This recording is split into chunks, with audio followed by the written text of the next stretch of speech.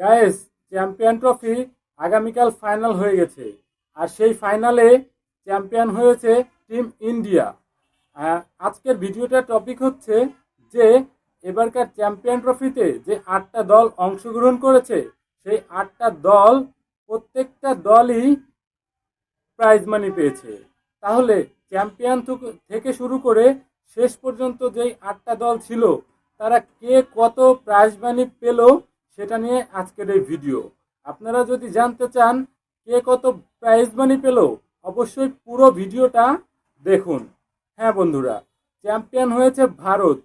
Bharat champion হওয়ার পরে তাদের প্রাইজ মানি পেয়েছে 27,60,00,000 টাকা।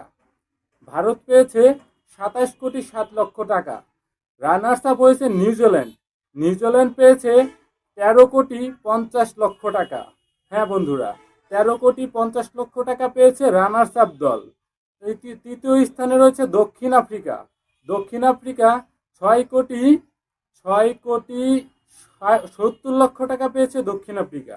দক্ষিণ আফ্রিকা 6,70,00,000 টাকা পেয়ে তৃতীয় স্থানে রয়েছে।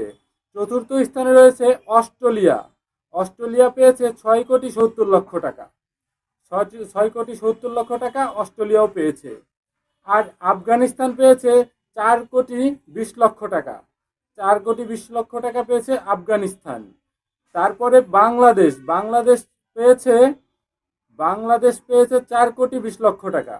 বাংলাদেশ 4,20,00,000 টাকা পেয়েছে এবারকার আইসিসির চ্যাম্পিয়ন ট্রফি টুর্নামেন্টের প্রাইজ মানি। তারপরে বাংলাদেশের পরে পাকিস্তান 1,70,00,000 টাকা পেয়েছে। আর সর্বশেষ ইংল্যান্ড 1,70,00,000 টাকা পেয়েছে।